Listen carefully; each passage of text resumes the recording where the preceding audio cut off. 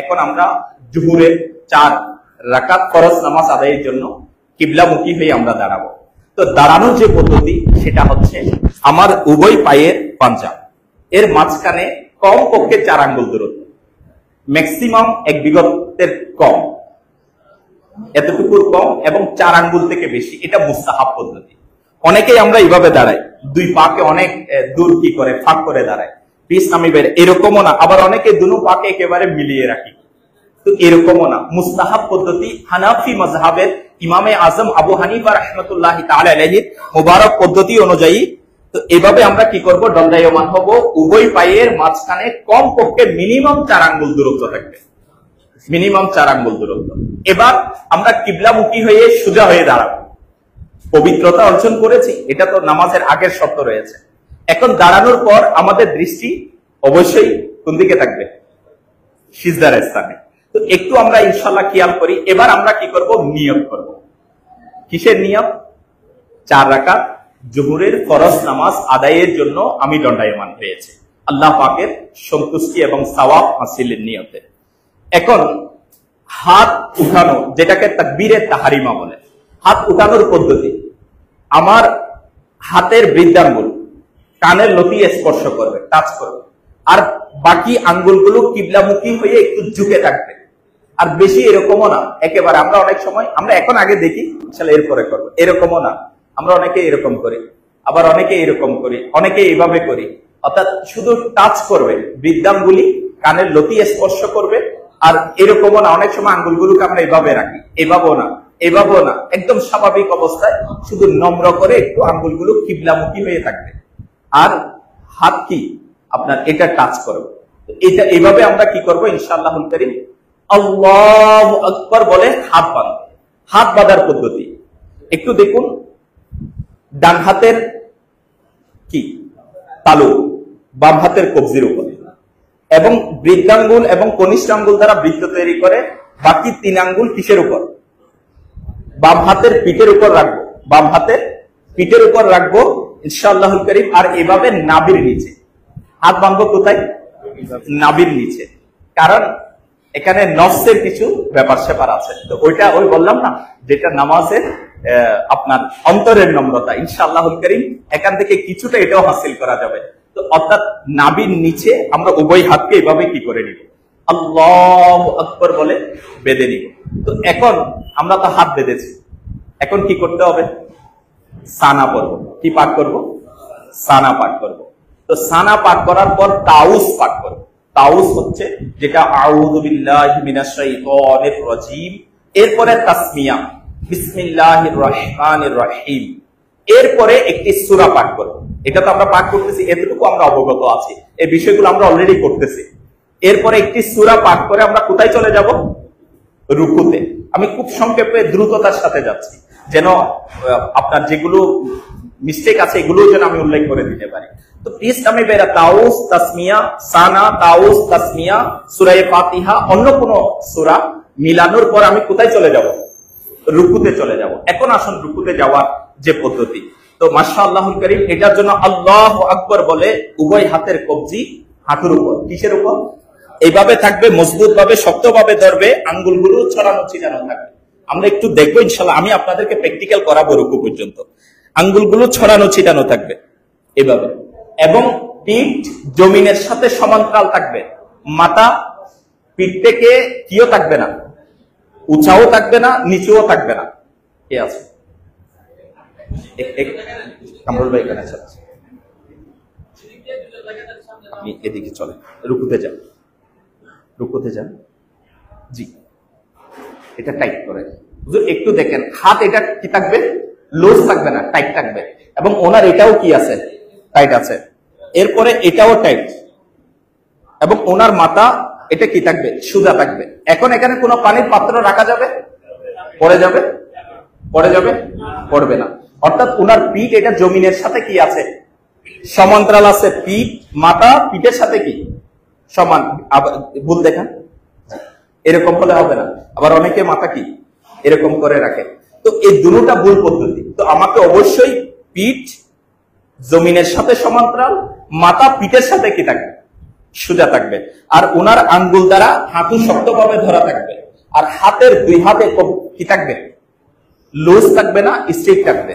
তো প্লিজ আমি ভাইরা এভাবে কি আদায় করবে, রুকু আদায় করবে। এখানে কি পাঠ করবে,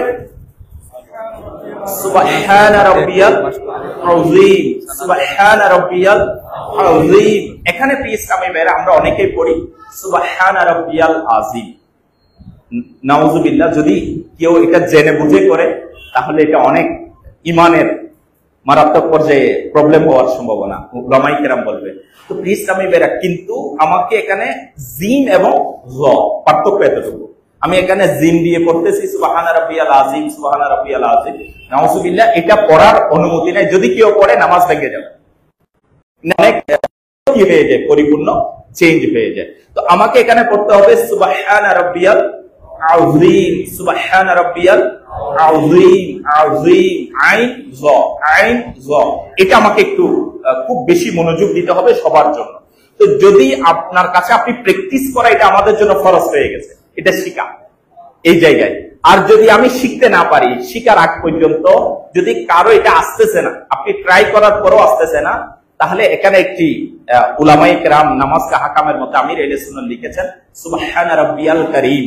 তো এটা কতক্ষণ, সবসময় করার অনুমতি নাই, যতক্ষণ আপনি আযীম এটা আপনার কি হয় নাই, শিখা হয় নাই, অতদিন পর্যন্ত আপনার অনুমতি আছে।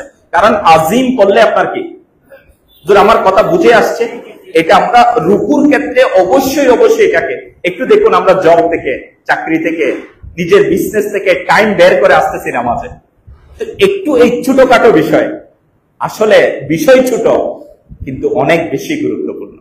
তো এই জিনিসটাকে একটু মনোযোগ না দিতে পারার কারণে আমরা অনেক সময় কি হয়ে যায়।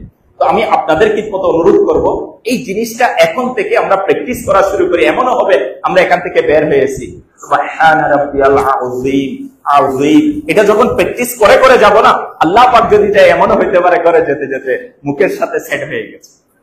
এসে শুধু প্র্যাকটিসের ব্যাপার একটু মনোযোগ দেওয়া।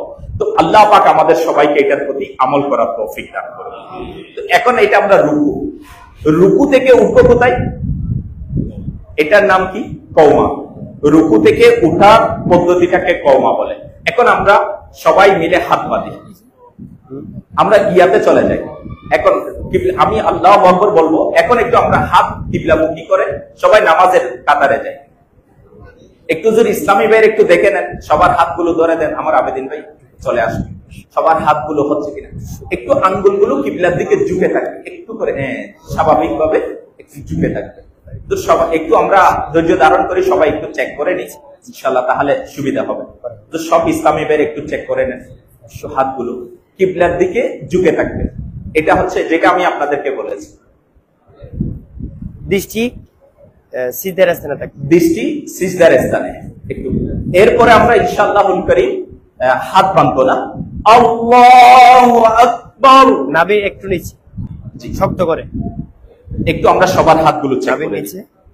হুজুর এখন দেখা যাবে, কারণ এখন তো আমরা শিখতেছি, আপনারা দেখতে পারবেন ইনশাআল্লাহুল কারীম। মাশাআল্লাহ, একটু নাভির নিচে করে, একটু নিচে হবে ইনশাআল্লাহ। মাশাআল্লাহ, মাশাআল্লাহ, মাশাআল্লাহ, মাশাআল্লাহ। হুজুর সবার গুলো একটু চেক করে নেন, আমার সাদ্দাম ভাই এবং বাকি যারা আছে সবার 100% চেক হয়ে গেলে বলিয়ে। জি, এরপর জি, এখন আমরা যাব রুকুতে। আল্লাহু আকবার, হাত একটু স্ট্রেট থাকবে।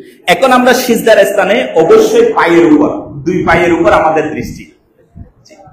পিঠ সোজা থাকবে। জি, পিঠ একটু সোজা থাকবে,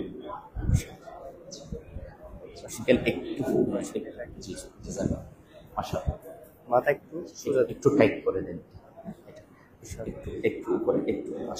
দৃষ্টি দুই পায়ের মাঝখানে থাকবে, দৃষ্টি দুই পায়ের মাঝখানে, এবং তাসবিহ সুবহান রাব্বিয়াল আযীম, সুবহান রাব্বিয়াল আযীম। আরেকটু, হাত সুবহান রাব্বিয়াল আযীম, সুবহান রাব্বিয়াল আযীম, সুবহান রাব্বিয়াল আযীম। ইনশাআল্লাহ একটু মাথা পিঠ একটু সমান্তরাল করে, যাতে শুদ্ধ হচ্ছে না সুবহান রাব্বিয়াল কারীম বলো, যাতে শুদ্ধ হচ্ছে না সুবহান রাব্বিয়াল কারীম বলো। সামিআল্লাহু লিমান হামিদা, দৃষ্টি থাকবে বুকের। এখন এটা হচ্ছে কওমা। একটু এই জায়গায় আমরা একটু মনোযোগ দিই। দৃষ্টি বুকের উপর থাকবে। এখন দৃষ্টি বুকের উপর, দৃষ্টি কোথায়? বুকের। এটার নাম কি?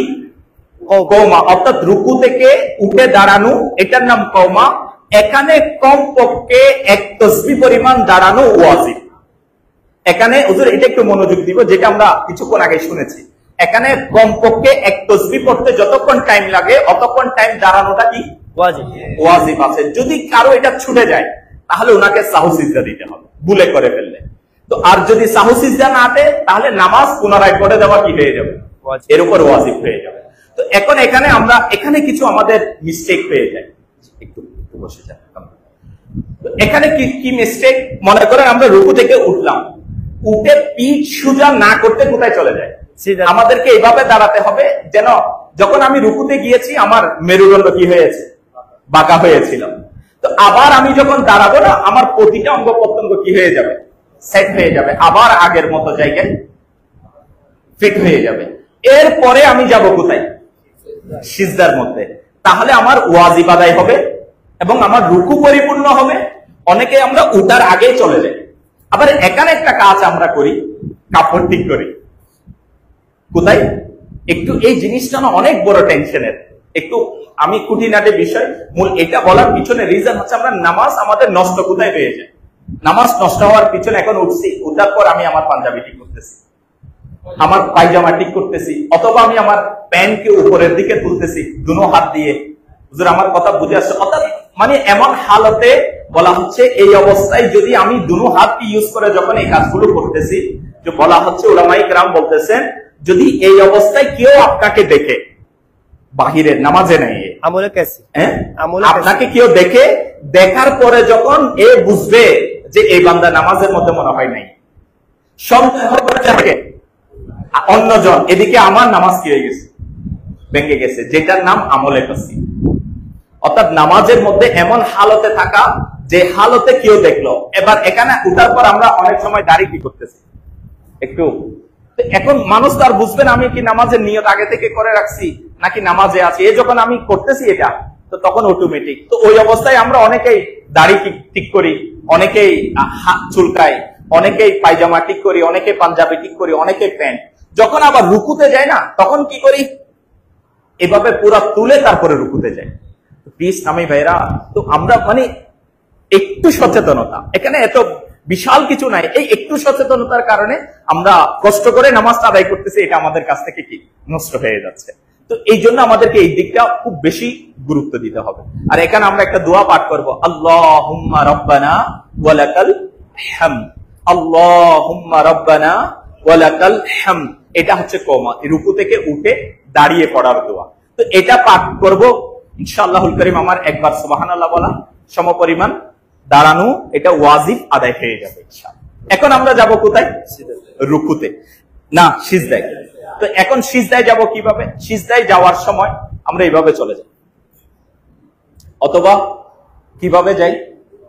জি এরকম চলে গেছি না, সিরিয়াল মেনটেন নাই। তো সিজদায় যাওয়ার মুস্তাহাব পদ্ধতি, উত্তম পদ্ধতি, আমি হাঁটুতে ভর করে বসে যাব, সোজা হয়ে হাঁটুতে ভর করে কোথায় বসে যাওয়া। এরপরে হাঁটু, এরপরে হাত। একটু দেখুন হাত যেভাবে আমার আঙ্গুল স্বাভাবিক, এরকমও না, এরকমও না, এরকমও না।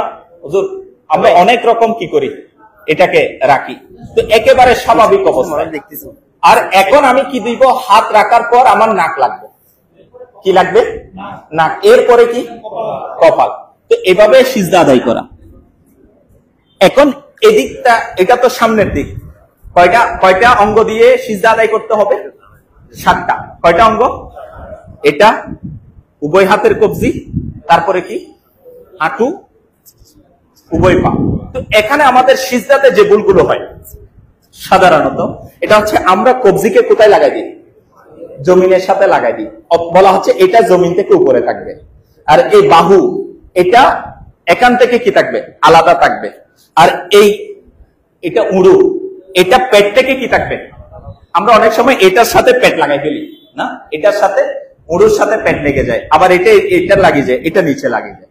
তো এই জিনিসটা আমাকে অবশ্যই সিজদার মধ্যে খেয়াল করতে হবে। জমিন থেকে আমার হাতকে উপরে রাখতে হবে এবং বুক এখান থেকে পাজর থেকে বাহুকে আলাদা রাখতে হবে। ঠিক একইভাবে উরুকে পেট থেকে আমাদেরকে কি রাখতে হবে? আলাদা রাখতে হবে। এখন আমার সিজদা কেমনে বুঝবো? এখানে দুইটা জিনিস আছে। প্রথমত যে আমি দাঁড়ালাম, দাঁড়ানো অবস্থায় আমার আঙ্গুলগুলো যেরকম আছে, সিজদা অবস্থায়ও আঙ্গুলগুলো সেরকম কিবলামুখী থাকবে। আপনি বলবেন হুজুর এটা কিভাবে? এখানের মধ্যে ওয়াজিবাত আছে, ফরজিয়াত আছে। সিজদার মধ্যে যদি আমার পা কি থাকে, একটু দেখাই দিবে আমার নাসির হুজুর এসে এদিক দিয়ে, এদিক দিয়ে আমার সাদ্দাম ভাই দেখে এই মুখী হয়ে মানুষ কষ্ট। জি এদিকে আরেকটু চলে আসে না, সবাই দেখি এদিকে। জি এদিক দিয়ে দেন। এখানে আপনাদেরকে দেখাচ্ছি, যেমন আমার নাসির হুজুরের পা এখন কোথায় আছে? উনি ওনার আঙ্গুলগুলো কিসের সাথে লাগানো? ফুলমুখী হয়ে আছে, কিবলামুখী হয়ে আছে। এখন উনি যদি একটা তুলেন ভুল পদ্ধতি দেখান, জি এখন সিজদা আদায় হবে না। সিজদা ফরজ ইবাদত, এতটুকুতে উনি যদি নামাজ পড়ে ওনার সিজদা কি হয়ে গেছে? নামাজ ভেঙে গেছে। নামাজ আবার পুনরায় কি করতে হবে? এটাও ভুল পদ্ধতি, এটাও ভুল পদ্ধতি। জি এটাও ভুল পদ্ধতি, এমনি খারাপ, এটাও ভুল পদ্ধতি। আর এমনি সোজা করে দেন, এটাও যদি এরকম এখন কাজ করা আছে, কিন্তু এর কি হবে না? সিজদা আদায় হবে না। কিভাবে আদায় হবে? তো এখন ওনাকে অবশ্যই ওনার আঙ্গুলগুলো কিসের সাথে কি করতে হবে? জমিনের সাথে একেবারে লাগাইতে হবে। তো এটা লাগানোর সাথে এটার সম্পর্ক আছে। যখন আপনার পা জমিনের সাথে সেট হয়ে যাবে, তখন অটোমেটিক আপনার নাক এবং কপালও কি হয়ে যাবে। আর সিজদা আদায়ের সময় এটা অবশ্যই অবশ্যই আপনাকে সচেতন থাকতে হবে। জমিনের যে কাঠিন্যতা, জমিন নরম না শক্ত, এটা আপনাকে অনুভব হতে হবে। এখন আমরা শুধুমাত্র কি লাগাই? নাকের মাথা লাগাই, এটা হচ্ছে নরম অংশ। নাকের কোন অংশ?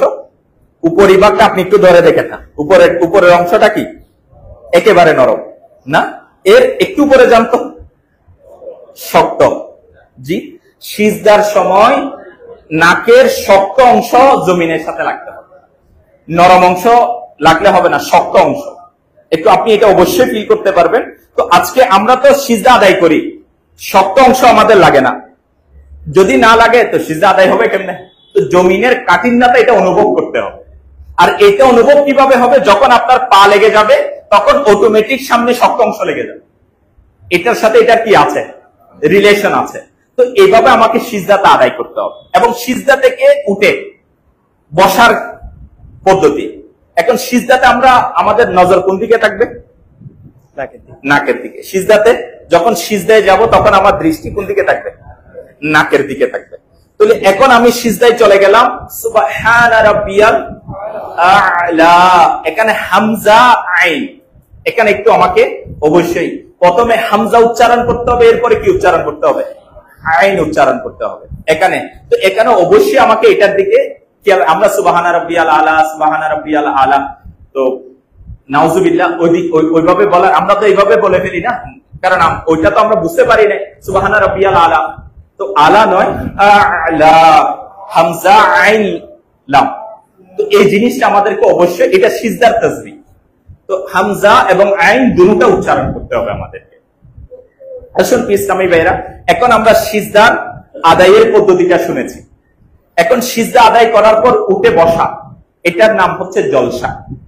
এখন জলসাতে বাম পা বিছিয়ে, বাম পা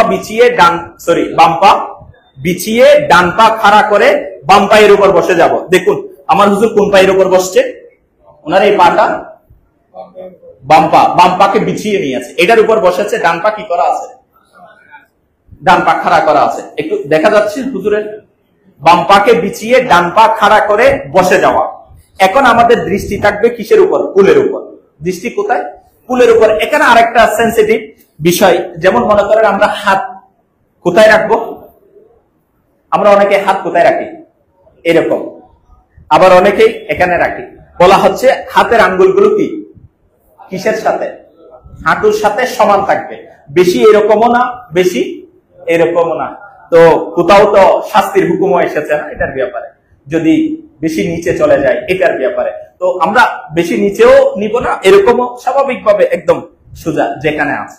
তো এইভাবে এখন আমরা জলসাই। এখানে একবার সুবহানাল্লাহ পরিমাণ সময় কি করা? বসা, এটা ওয়াজিব। দুই সিজদার মাঝখানে। যদি আমি কি করলাম, সিজদা থেকে উঠলাম, উঠে সোজা না হওয়ার আগেই চলে গেছি, তাহলে আমার সিজদা কি হবে না, ওয়াজিব কি হয়ে গেছে, তরফ হয়ে গেছে। সাহু সিজদা দিতে হবে, না হলে পুনরায় আবার নামাজ কি করে দিতে হবে, পড়ে দিতে হবে। শুধু একটু সতর্কতা, একবার সুবহানাল্লাহ বলার সমপরিমাণ আলহামদুলিল্লাহ। এখানে কেমন একটা পেয়ারা দোয়া আছে, আপনি বলবেন হুজুর এটা কি পেয়ারা দোয়া। এই দোয়াটা এত বেশি, আল্লাহু আকবার, যদি বান্দা আল্লাহ পাকের দরবারে একবার সিজদা করেছে, একটু উঠে টাইম পেয়েছে, এরপরে বলতেছে আল্লাহুম্মা গফিরলি, আল্লাহুম্মা গফিরলি, মওলা ক্ষমা করে দাও। বান্দা বলতেছে এক সিজদা করেছে, আরেক সিজদাতে যাবে, এর আগে আল্লাহ পাকের কাছে দোয়া চাচ্ছে, মওলা ক্ষমা করে দাও। দোয়া কবুলের সময়, জি দোয়া কবুলের সময়, এটা দোয়া কবুলের সময়। দুই সিজদার মাঝখানে টাইমটা কিসের সময়, দোয়া কবুলের সময়। আর এই দোয়াটা যদি কোনো বান্দা আল্লাহুম্মা গফিরলি বলে, তাহলে ইসলামী বেরা কত পেয়ারা মালিককে বলতেছে, মওলা তোমার কুদরতি দরবারে সিজদা আদায় করেছে, আবার বসছি, মওলা মাফ করে। ইসলামী বেরা দেখুন আমার মালিক কেমন রহমান, আমাদেরকে কোথায় কোথায় আমাদের জন্য নিয়ামত রেখে দিয়েছেন, মালিকের দরবার থেকে চাওয়ার ব্যবস্থা রেখে দিয়েছেন। কিন্তু আফসোস, আমরা এই জামানার মধ্যে এমন বান্দা যে আমরা আল্লাহ পাকের দরবারে চাইতেও কৃপণতা করি, আল্লাহ তাআলার দরবারে হাত উঠাতেও আমাদের কাছে কি লাগে, আল্লাহ পাকের পানাহ দলিল তালাশ করি হাত উঠানোর জন্য, মালিকের কাছে চাইবো এটার জন্য দলিল তালাশ করি। কালকে বয়ানের মধ্যে বড়ই পেয়ারা এসেছে যে ইয়াকিন, আল্লাহ তাআলার উপর অখাদ্য বিশ্বাস, এটা অনেক বড় জিনিস। তো প্লিজ আমি ভেরা, হ্যাঁ, তো এই জিনিসটা অবশ্যই আমরা মানে মন থেকে এটাকে এভাবে নিব যে বাস মওলা মাফ করে দাও, তোমার দরবারে সিজদা আদায় করতে এসেছি। তো আল্লাহ পাক চাইতে ইনশাআল্লাহুল কারীম একটু সচেতনতার সাথে যখন আমরা এটাকে আদায় করবো, ইনশাআল্লাহ অনেক পেয়ারা দোয়াও হয়ে যাবে, নেকিও হয়ে যাবে। তো এখন আমরা সিজদা থেকে উঠলাম, বসলাম, জলসা। এরপরে আমরা এখানে দুইটা ওয়াজিব, আল্লাহু আকবার, যেটা আপনি কিতাবে অনেক সময় আছে না, যেটা রুকুনে সূরা হাজী শাহিদ আফতারি দামাত বরকাতুল আলিয়া আমাদেরকে নামাজ প্র্যাকটিক্যাল করাচ্ছিলেন।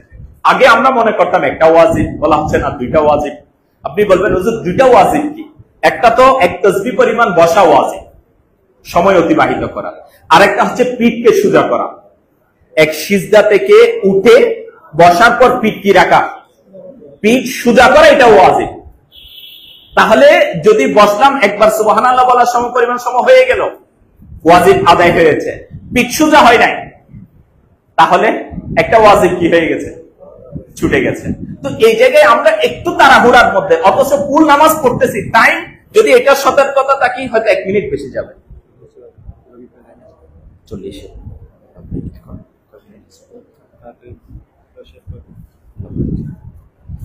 তো ইসলামী ভাইরা, এখন এটা গেল রুকু এবং সিজদা।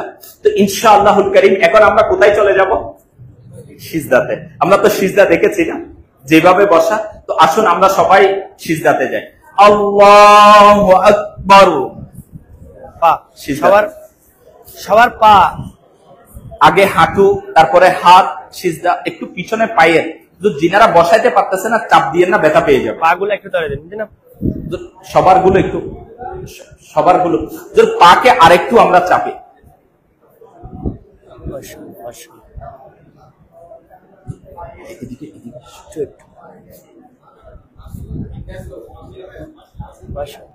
সবার পা গুলো যেগুলো, আরে একটু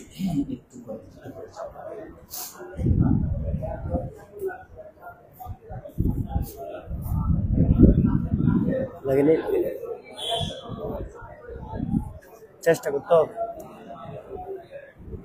এখন আমরা বাম পাকে বিছিয়ে ডান পাকে খাড়া করে বসে যাব। আল্লাহু আকবার। জি, এখন আমরা হাতগুলোকে বেশি উপরেও না, হাঁটুর সাথে সমান করে, মাশাআল্লাহ, বাম পাকে বিছিয়ে একটু হুজুর পাটা একটু দেখে নিলে পিছনে সবাই চেক করা হয়ে গেলে হুজুর এখন আমরা থাকাতে পারবো এদিকে ইনশাআল্লাহুল কারীম। একটু কষ্ট হবে ইনশাআল্লাহুল কারীম, নেকিও হবে, সওয়াবও হবে। জি, সিজদা থেকে যখন উঠবো, এখন এটা বলা হয় নাই, উঠার পদ্ধতিটা হচ্ছে প্রথমে কি উঠবে, কপাল আগে উঠবে, তারপরে কি আগে নাক উঠবে, তারপরে হাত। এখন আমরা সিজদা থেকে উঠে দাঁড়ানোর পদ্ধতি, এখন তো গেলাম দ্বিতীয় সিজদা যাব। এখন আমি আপনাদেরকে আর কষ্ট দিব না, তো প্রথমত এখন আমরা কি দ্বিতীয় সিজদার মাঝখানে আছি, প্রথম সিজদা হয়েছে, দ্বিতীয় সিজদা করব। এখন আবার দ্বিতীয় সিজদা করলাম, উঠে গেলাম, দাঁড়িয়ে গেলাম না কিয়ামে। তো দাঁড়ানোর পদ্ধতিটা অবশ্যই আমাদেরকে একটু খেয়াল রাখতে হবে। আমরা এভাবে যেভাবে আমরা হাতের উপর ভর করে বসেছি, ঠিক আবার হাতের উপর ভর করে কি হয়ে যাব, দাঁড়িয়ে যাব। যাদের কমজোরি আছে, মজবুরি আছে, অর্থাৎ বৃদ্ধ যারা বয়স্ক হয়ে গেছে, ইনারা ঠেস লাগানোর অনুমতি আছে, ঠেস দিতে পারবে।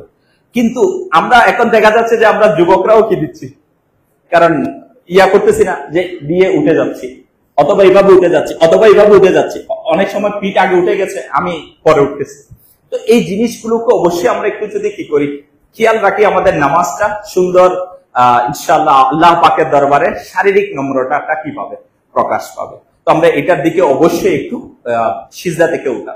তো এরপর আমরা কয় রাকাতে চলে আসছি এখন, দ্বিতীয় রাকাত। যদি আরেকটা সিজদা করে দাঁড়িয়ে যায় দ্বিতীয় রাকাত, ওখানে আমরা কি পাঠ করব, তাসমিয়া পাঠ করব। তাসমিয়া পাঠ করার পর সূরা ফাতিহা, আরেকটি সূরা মিলাবো, তারপরে রুকু, কওমা, এরপরে সিজদা, জলসা, সিজদা বসে তাশাহুদে, এরপরে তাশাহুদ আত্তাহিয়াতু যেটা আছে, এটাও আমাদেরকে শুদ্ধ করে পড়তে হবে।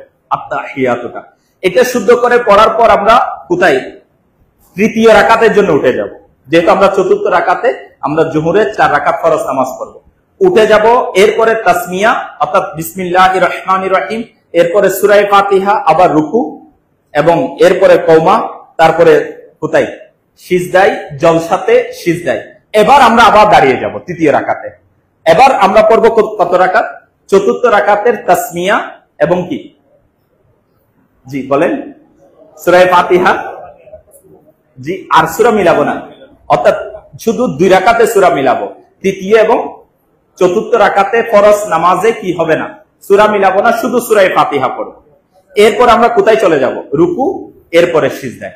তো এবার আমরা চতুর্থ রাকাতে যেটা আছে, এটা হচ্ছে কাদায়ে আখিরা, এটা হচ্ছে শেষ বৈঠক।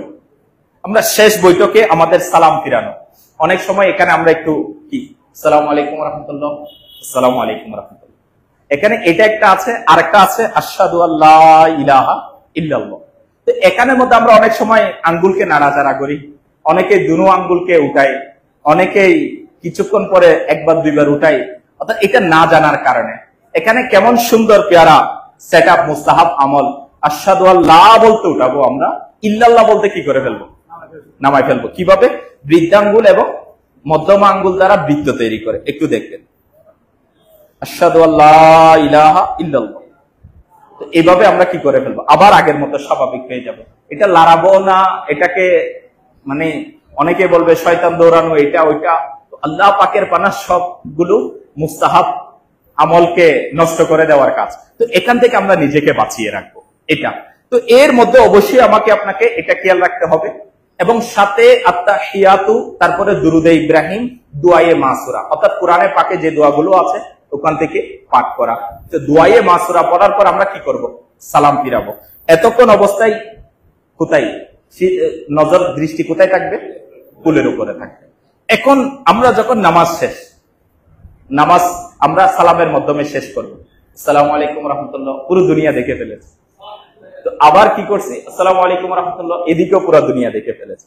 তো এই দিকে আমাদেরকে একটু সতর্কতা থাকতে হবে যে এতক্ষণ তো ধৈর্য ধারণ করেছি, কোন দিকে দেখি নাই। আসসালামু আলাইকুম রাহমাতুল্লাহি ওয়া বারাকাতুহু, সীমানা দৃষ্টি কাঁধ, জি। এরপরে আসসালামু আলাইকুম রাহমাতুল্লাহ, এতটুকু। এবার কি দেখে ফেলবো না, আবার কোথায় চলে আসবে, মাঝখানে চলে আসবে। এরপরে এবার যেদিকে ইচ্ছা সেদিকে দেখি। তো এটাও আমরা একটু সতর্কতা অবলম্বন করব, নাহলে আমরা এদিকে করতে, তো এতক্ষণ নামাজটা পড়লাম আর এদিকে তাকাচ্ছি, তো পুরো এদিকে দেখে নিয়েছি, মনে হচ্ছে অনেকক্ষণ দেখতে পারি নাই, অনেক দিন দেখি নাই। তো এই জিনিসটা থেকে আমরা নিজেকে বাঁচানো চাই। হুজুর এখানে শুধুমাত্র আমার আবু তালেব মাদানী ভাই আছে, কোন বিষয় থেকে গেছে বা কোনো বিষয়ে প্রবলেম হয়ে গেছে, আমাদের নামাজের জন্য আমরা ফোল্ড করি কাপড়, জি, পিছনের পায়জামাটা, পায়জামা ফোল্ড করা টাকনু দেখানোর জন্য, এটা খেয়াল রাখবেন। টাকনু যদি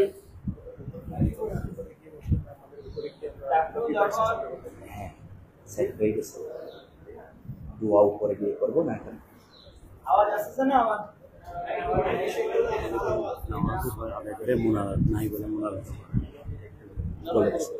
জি উপরে চলে যাবে।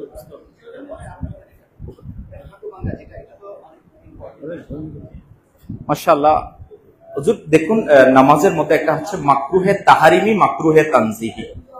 এটা একটা মাসাইল অনেক বড়। যদি মাকরুহে তাহরিমি হয়ে যায় তো নামাজ পুনরায় কি করতে হবে? পড়তে হবে। আর যদি মাকরুহে তানজিহি অর্থাৎ ছোট মাকরুহ, যেটা মেনে নেওয়া যায়, হুজুর বুঝে আসছে, ছোট মাকরুহ হলেও মাশাআল্লাহ উলামায়ে কেরাম বুজুর্গানে দিন তো অনেক বেশি সচেতন। তো আমরা অনেক সময় আমাদের পা, বিশেষ করে পায়জামা আছেন, তো পায়জামা টাকনুর নিচে, তো পায়জামাটা অবশ্যই আমাদেরকে টাকনুর উপরে কি করতে হবে? শিলানোর সময় এইভাবে। আবার অনেকে আমরা মসজিদে এসে এটাকে বড়ে দিই, ফোল্ডিং করে দিই। তো ফোল্ড করার অনুমতি নেই, বলা হচ্ছে ফোল্ড করলে মাকরুহে তাহারিমি হয়ে যাবে। আর যদি কেউ অহংকার বশত টাকটুর নিচে পায়জামা পরে, তাহলে বলা হচ্ছে ওই অংশ জাহান্নামের আগুনে জ্বলবে। হাদিসে মুবারকায় আসছে, কেউ যদি অহংকার বশত দাম্ভিকতার সাথে তো টাকটুর নিচে পায়জামা বা লুঙ্গি পরিধান করে, যেটা অহংকারের কারণে, বলা হচ্ছে ওই অংশ কোথায় জ্বলবে? জাহান্নামের আগুনে জ্বলবে। আমি সারা বলছি, ভুল হয়ে গেলে আমার আল-মাদানী ইসলামী বেশ স্মরণ করাই দিলেন। তো এটা আর এখন আমি নামাজ, এখন তো শিলানো নাই আজকে, এখন কি করব আজকে? এখন হঠাৎ করে আমি এসে গিয়েছি, এখন বড় যাব, চেঞ্জ করে আসবো, সম্ভব হচ্ছে না। তো তখন আমি ছেড়ে দিব, কারণ আমার নাইলে মাকরুহে তাহারিমি হয়ে যাবে যদি আমি ফোল্ডিং করি। এটা হাতের আস্তিন হোক, অথবা আমরা অনেক সময় হাতের আস্তিন, অনেককে দেখবেন আপনি ম্যাক্সিমাম মুসলমানের, এটা আমি একজন দুইজন না, আমি কিভাবে বলবো আপনাকে, অনেক বেশি যখন দেখি আফসোস লাগে, এরকম দাঁড়িয়ে গেছে, ইশারা করার পর আবার নামায়। তো এখন আমরা কয়জনকে ইশারা করতে পারবো? তো আমরা সবাই যদি আমরা দেখি এভাবে বসে, তো মাকরুহে তাহারিমি হয়ে গেছে, বেচারার নামাজ আবার কি করে দিতে হবে? পরে দিতে হবে। তো সুতরাং এটা আমরা কি করে দিব? ছেড়ে দিব। ঠিক একইভাবে পায়েরটাও আমরা কি করে দিব? যদি কিন্তু পায়ে ছেড়ে দেওয়ার অনুমতি নেই, অনুমতি হচ্ছে টাকনুর উপরে পড়তে হবে, একটু মনে রাখবো। কিন্তু এটা ওই সুরতে, কোন সুরতে? যখন আপনি কোথায় চলে আসছেন, এখন আমার কাছে পায়জামা আর নাই, এখন আমি চলে আসছি মসজিদে, এখন নামাজ তো পড়ে নিতে হবে, তো ওই সুরতে আমি কি করব না, ফোল্ডিং করে পড়বো না, আমি মাকরুহে তাহারিমি হয়ে যাবে তা না হলে। তো আল্লাহ পাক আমাদেরকে এখান থেকে বাঁচার তৌফিক দান করুক। আর বুকের বুতাম অনেক সময় আমরা এগুলো খোলা রাখি। এমনি একটু চিন্তা করে দেখেন তো, যদি ক্লাসের টিচার আছে, এমনি বোঝানোর জন্য এক্সাম্পল দিচ্ছি, আমি আমার হাতকে বড় রাখবো এরকম, কোন সম্মানিত ব্যক্তির কাছে গেলে হাত বড় যাব আমি কেন? বেয়াদবি হবে। প্লিজ আমি একটু দেখুন, পা বড়ে যাব আমি কখনো? বুকের বুতাম খোলা রাখে যাব কখনো? প্লিজ আমি ভাইরা একটু দেখুন না, আমি তো দুনিয়ার কোন উস্তাদ, দুনিয়ার কোন টিচার, দুনিয়ার কোন সম্মানিত ব্যক্তির দরবারে যাচ্ছি না।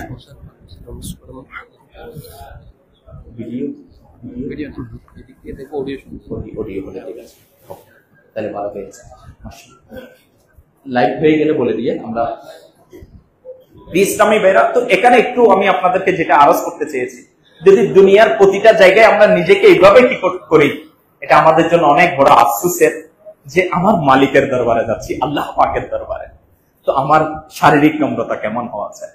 তো আল্লাহ পাকের দয়া, সেখানে আমি ঠিক করতে আমার কি হয় নাই।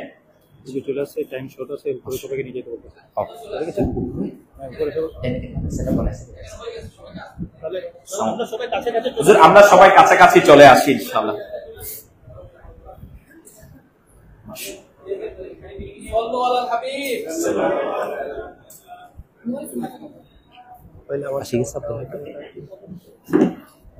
কেউ যায় না, এখন আমাদের রূপন সুরা আব্দুল হামিদ ভাই তশরিফ আনবে ইনশাআল্লাহ, একটু কাছাকাছি। এরপরে সেশন শেষ হলে আমরা খাবার খাবো, খাবার সবার জন্য সুব্যবস্থা রয়েছে, সবার জন্য দোয়া হবে, কেউ মেহেরবানি করে চলে যায় না, দোয়া হবে ইনশাআল্লাহ। তো সবাই কাছাকাছি চলে আসুন, সবাই কাছাকাছি চলে আসুন, সবাই কাছাকাছি চলে আসুন, সবাই চলে আসুন।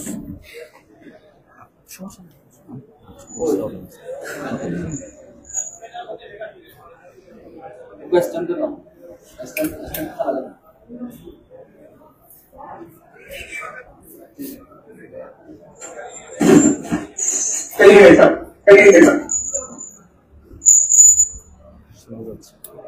ভিডিও দিছে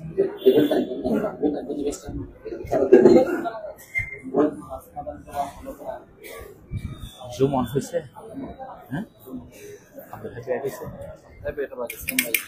উনি সবাইকে না থাকলে